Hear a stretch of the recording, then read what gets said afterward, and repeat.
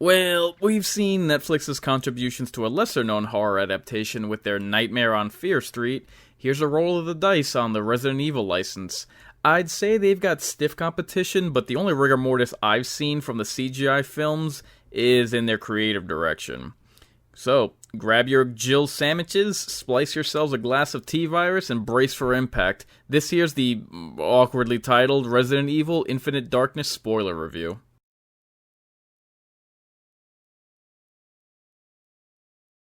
The film opens on an imaginary war-torn metropolis that is not Palestine. I repeat, not Palestine.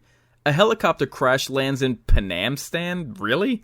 They made up a country to sound made up.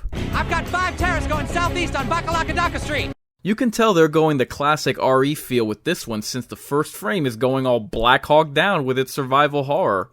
The locals swarm what they think is the falafel truck in record time. Alas, American swine is on the menu. Imagine their disappointment. I don't care how impressive the visuals of video games or anime get, they will never fix that weird lip motion problem to properly simulate talking. Not to mention this film's comical soldier rapid leg movement.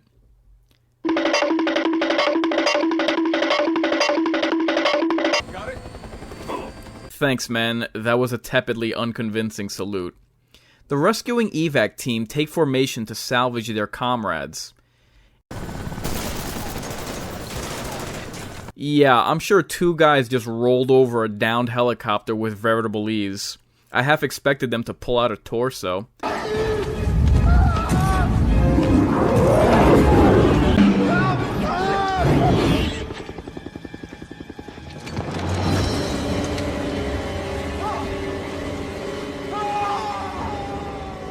Okay, he's still alive. You could say that moment was short-lived. Despite the sight of US soldiers being strung up like piñatas, bloody, disfigured, infected piñatas, in times like this it's important not to make rash judgment calls. Now, let's not disparage, it's probably part of their culture and we have to be sensitive and tolerant of human dismemberment.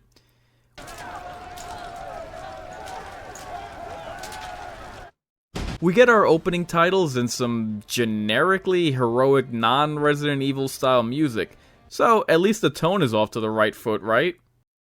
Series familiar Claire Redfield attempts an interview with one of the locals over the atrocities he's witnessed. No, Miss Claire. He was a Clinton intern. He cannot speak. What? Back in the States, Lucy Liu shows up for her X-Men 2 cameo and Dolph Lundgren chews out a mouthy agent. Leon Kennedy is inbound to the White House, looking appropriately emo. They discuss foreign tampering in a presidential election. That's right. Someone was trying to get at some confidential files pertaining to the president. No, I'm referring to the 2020 election, not 2016. Oh, God, not this again. In that case, then it was all a hoax. We don't know anything. When the power goes out, Secret Service scrambles but wastes valuable time. If there's an attack on the White House, someone get Gerard Butler on the line. I mean, the president in this film even looks like Aaron Eckhart. Oh, I just got a mosquito bite. This man needs to be quarantined for 2 weeks, minimum. No, it's just a bug bite. Flu-like symptoms. No, it's not that serious. It's... What's that, boy? Trouble at the old mill? Agent Soy Boy warns Patient Zero. Stand down or I'll shoot! Liar! What type of high-flying monkey flip was that? He was propelled into the ceiling performing a picture-perfect 270 splash onto a chandelier? Sign him up for an AEW contract, he'll fit in with the other lifeless dullards. Is comical leg movement an ongoing joke for this series?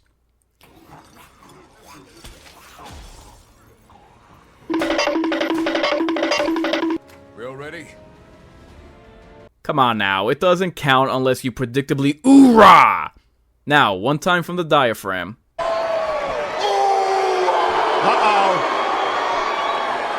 That's more like it. Move out. Listen up. The soap you shower with, it's Did you know that the average adult has 5 to 20 pounds of toxic poop in their body at any given moment? Damn social influencers, they're everywhere.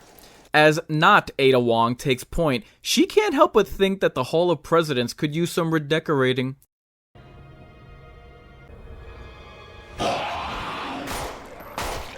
Ah, a touch of plasma. Dolph Lundgren finds the best way to approach an armed ally during an enemy invasion in the midst of a blackout is via stealth sneak from behind, radio silence, gun drawn. Leon is seen going to town on a movie theater. Yikes. Good thing this debuted on Netflix instead of the cinema. Kennedy opts for a blind fire to impress an audience of no one around him, instead of sensibly retrieving his assault rifle. Brilliant! Brilliant! What we have is an assault of bioterrorism in our nation's capital in what should be the most secure building in the world, thus having far-reaching consequences, but instead is relegated to a minor inconvenience, effortlessly resolved, no one important dies, and treated like no big deal. Gerard Butler wouldn't have had no lame-ass shootouts, I can tell you that. After the White House kerfluffle, yes, I'ma call it that, if this movie ain't taking it seriously, why should I?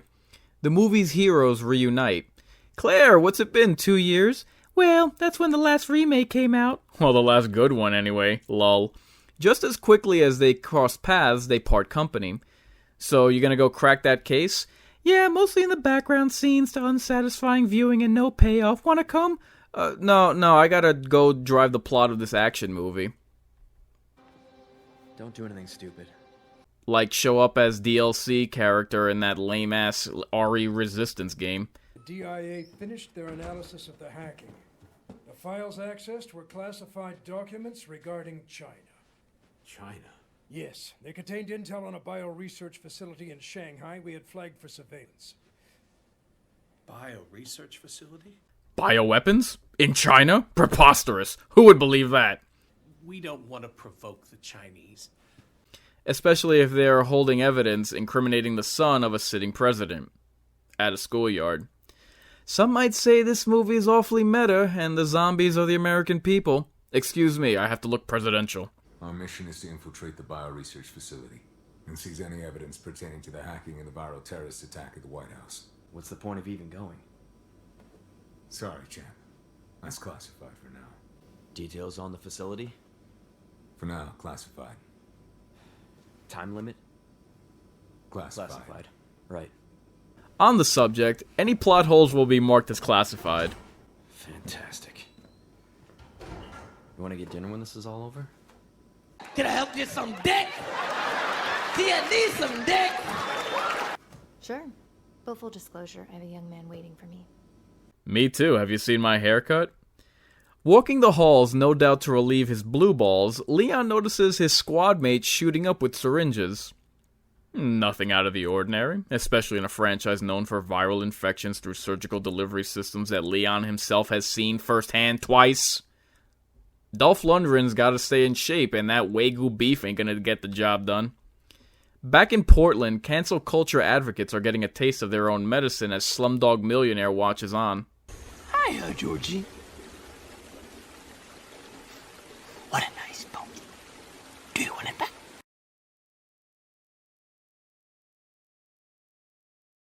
Arriving at a cabin without bothering to ring the doorbell or knock, Dolph Lundgren drops a bag of EpiPens when he sees what's inside. Okay, so you're rude, twice.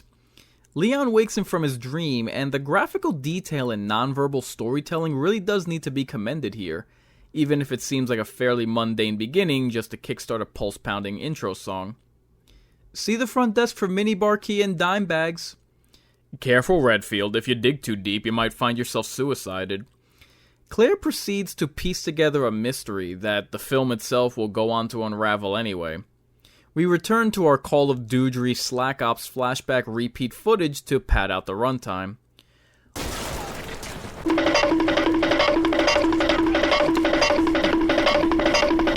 What do you call Blackhawks when they're easy prey? I don't know, Vato. Sitting ducks, Holmes. After some unconvincing dialogue during a flash forward, it's a totally reasonable response to draw your weapons on a fellow officer, even if she couldn't announce herself. So I guess Dolph Lundgren sneaking up on Lucy Liu in Chapter 1 was him returning the favor for this. What's the problem? He locked himself in from the inside, so we're guessing either game streaming or masturbation. Either way, best not to disturb him. Back at Red October, Leon and Lundgren actually have an interesting interchange about the ends justifying the means, until it's ruined by Kennedy's preachy line. You cannot save a country if you don't give a damn about the people in it. Someone falls asleep at the wheel as the sub has a blackout all its own like the White House. Speaking of, considering what they saw at the White House, no one thinks to puncture the brains of the dead bodies just to be sure they don't reanimate. A friendly game of Twister goes wrong. Dead wrong. It's terrible what lengths people have resorted to pass the time during quarantine. Lady Deathstrike strikes death, and Dolph Lundgren validates his shifty demeanor by betraying the crew.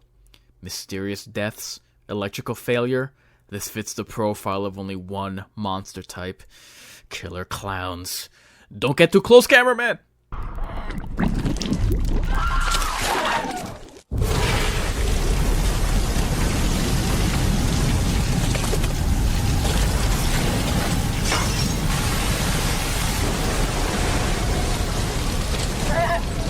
After witnessing movement within the cadavers of the submarine staff, the bioweapons expert figures he might as well take a closer look at whatever undead abominations are about to attack.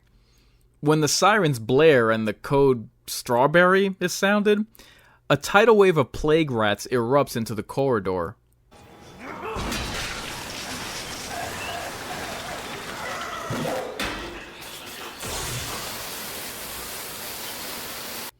That electrocution scene was admittedly pretty creative. Leon joins the cutthroats in a last-minute escape before the submarine explodes, and not a moment too soon. This attack was more underwhelming than the White House assault. And we're proceeded with an underwhelming scene at the White House. We spotted a Chinese fleet near their last ping. That's the last thing we needed. I'm going to raise the DEFCON level. It's me. Headed to the Situation Room now. People's Republic of China. Pfft, wrong on both counts. Now within the belly of the beast, Leon uses his persuasive powers of mental chess to learn the endgame of his strange bedfellow by blatantly tipping off the soldier whom he saw inoculating himself with syringes that Leon's aware that he murdered the submarine crew. I'd like to take this moment to remind the audience that Kennedy doesn't have eyes on Chun-Li and, willingly, put himself in a 2-on-1 scenario with his back to an armed operative. What? He follows this up by blurting out the words court-martial. Geez, Leon, you're about as subtle as a sledgehammer. Dolph Lundgren, in turn, can only react to this asking, So you're not gonna help us then? apparently, this case of the stupids is contagious. So, now all cards are on the table, right next to the guns. After previously having seen Lundgren injecting unidentified meds, Leon decides a change in prescription is in order, and if he's gonna take shots of pharmaceuticals, they should come in 9mm doses.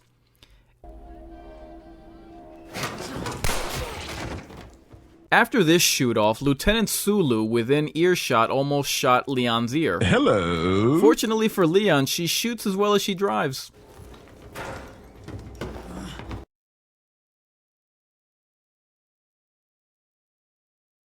As proof positive that the Redfield storyline is utterly repetitive, Claire reveals what we already guessed and what she already knew because, suicide.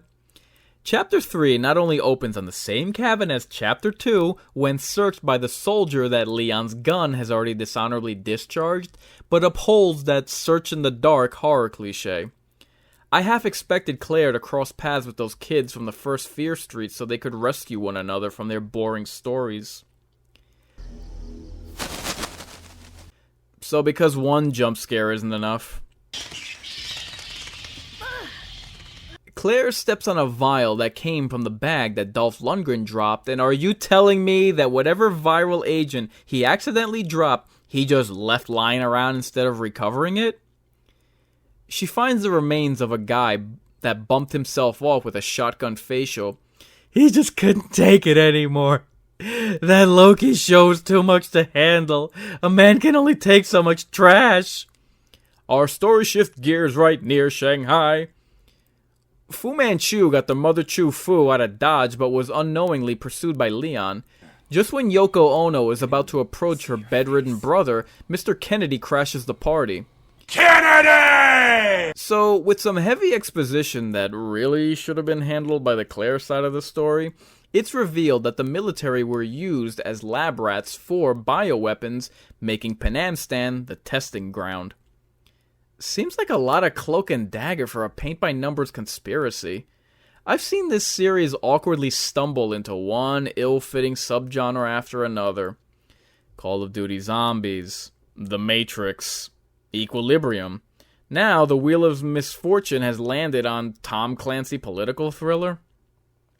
I'm telling you, these drug dealers represent a clear and present danger to the United States. He said it! He said it! The bad guys are so sure they got the soldiers pinned down, they're having a cookout while they wait.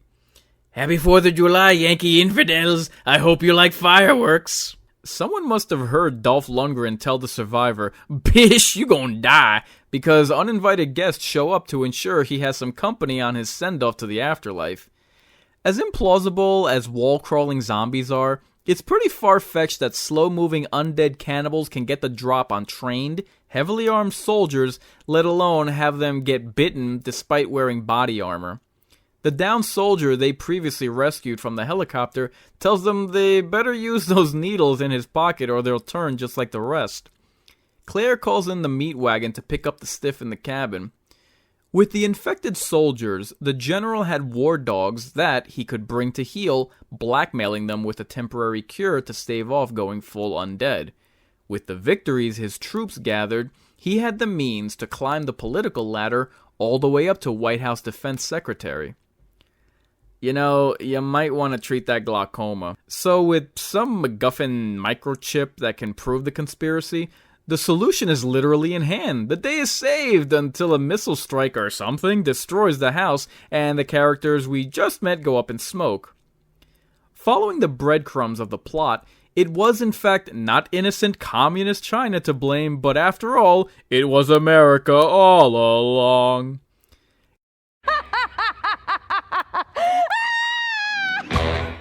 Claire attempts to question the obviously guilty defense secretary to no avail, while Leon saves the girl and the chip. This lady's hair hangs awkwardly over her back. Claire's power goes out, and followed by her lights knocked out for good measure when agents infiltrate her room. Maybe the electricity mysteriously short-circuiting your room after questioning the culpable White House politician should have tipped you off that you were being targeted and you should have grabbed a gun.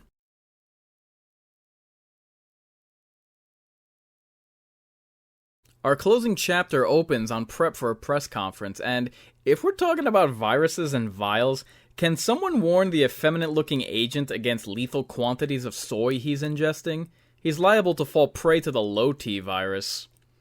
The defense secretary bargains Claire that, after capturing her, he'll let her go and aid her philanthropy if she drops her investigation? That's a dumb plan, Mr. Bad Guy, if bumping her off would eliminate the risk she poses altogether. I mean, if you're going to parlay with your prisoner, at least infect her like the soldiers to give yourself the upper hand and complete your cartoonish, dastardly villainy. The film will shortly agree with both these points. You're a smart woman, experienced. You know that if, say, we wanted something or someone to disappear, it would damn well disappear. It's not hard to do. I don't need to convince you. I can just have you infected. Once the virus takes hold, the inhibitor is the only relief. That's one way to get you on my team. Pointing out a dumb plan doesn't make it smart. Shut up! You sly dog! You got me monologuing! I can't believe it. So if Chapter 3 was an exposition dump of what the bad guy did, Chapter 4 is the monologue of what the villain plans to do. I wanted to take this time to explain my evil plan. Dolph Lundgren returns from the dead and gets a drop on the villain from across the facility. Why not attack him when you're closer instead of ridiculing him from afar? This is the opposite of your stealth sneak on your own partner from the first chapter, yet no less illogical.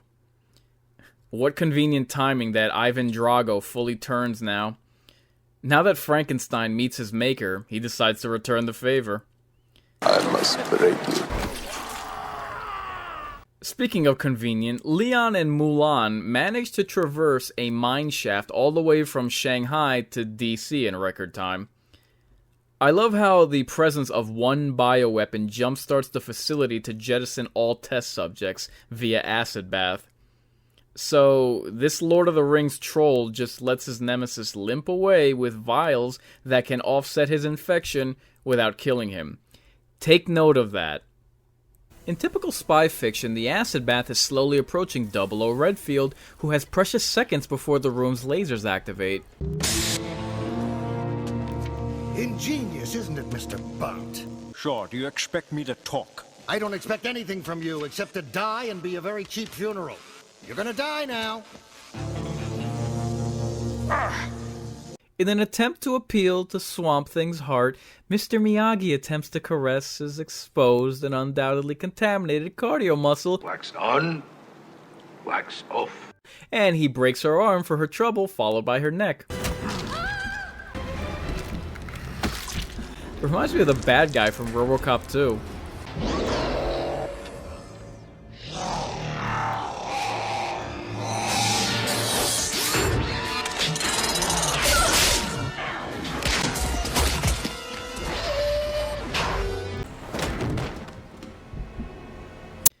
Well, that was goddamn brutal.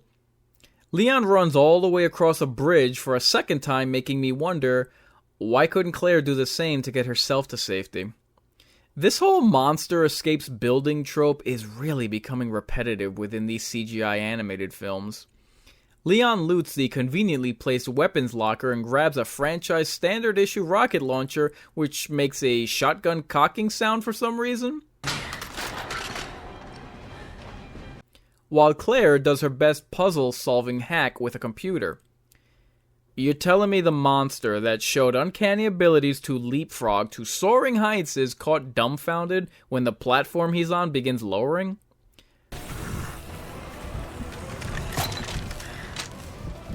Well done, Leon. You might want to ensure your weapon is ready to fire before taunting the muscle-bound brute. The soldier was trash-talking the money man from across a factory before, and now Kennedy gets up close and personal with the juggernaut bitch, despite possession of a sniper rifle, and doesn't even aim for the heart. This stupidity is not to be outdone, and followed up with Treebeard, who previously murdered his friend, yet spared his extortionist, does not execute a man who previously murdered him. Because reasons.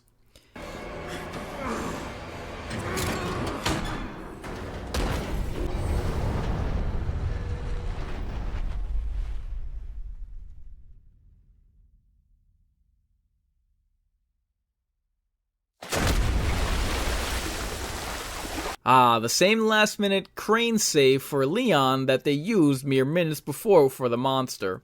Who scripted this?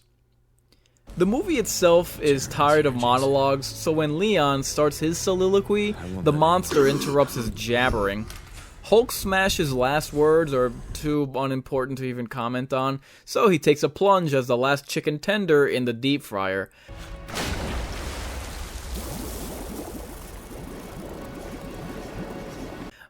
Finger looking good. Despite having doubted Leon's heroism, Agent Cuckold has gone from ardent skeptic to fawning bootlicker, which I guess is a character arc? They tie up the loose end of the defense secretary with an Easter egg to the well-received 5th game in the franchise. So, as the last encounter between Leon and Claire, not only do they share some unfunny, awkward banter and fart cloud stares, but this story can't even wrap up Claire's investigative plot since Leon refuses to give her the evidence chip to expose the cover-up. An anticlimactic finale to a letdown of a movie. Seems appropriate.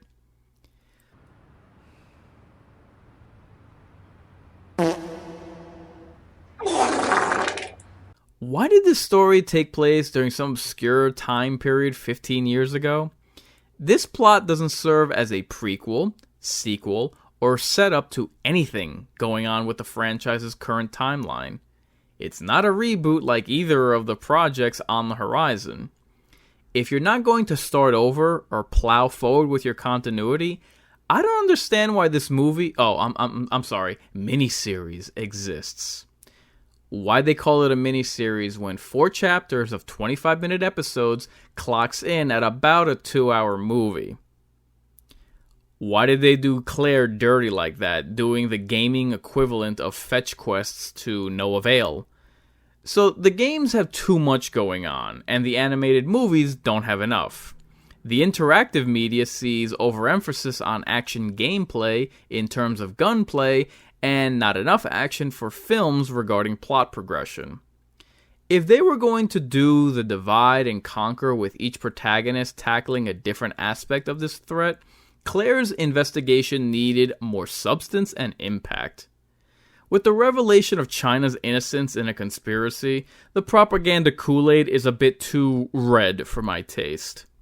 Considering this film's references to and taking place after RE4, it's continuing that trend of Resident Evil Village and relying too heavily on the last mainline hit. Resident Evil needs to stop doing action. Not just because the series is and always will be a horror franchise, despite the identity crisis its handlers relapse into, not only because the action genre is one crowded and flooded market, which gives the IP zero hope of even making a dent in that category of entertainment, not even because each time they've dipped their toes into a series makeover, they've historically tripped on their own feet, fallen on their face, and broken their own neck. And it keeps getting funnier every single time I see it! But for the single, inescapable, undeniable truth that Resident Evil cannot do action. I don't care what brand of media they tap into. These people are utterly incapable of properly piecing together enjoyable combat by any stretch of the imagination. Time and again, they try to expand their horizon out of their wheelhouse and fail to laughable degrees. Resident Evil's developer Capcom is the Vince McMahon of survival horror, seemingly embarrassed of the genre that brought them to the dance. No one has ever beheld a high-octane, adrenaline-fueled thrill ride with the name Resident Evil plastered on its likeness and said aloud, "Nah, it'd be a good time to have if it weren't called Resident Evil," said no one ever. Not the games, not the movies, not the non-existent boobies, not the likes of Umbrella Corps, nor wannabe RE4, not the CGI that can't compare, not the piss-poor remakes where no one cares. I do not like this in my home, I do not like it a la mode. I do not care if RE takes the piss, I would not, could not like this shit.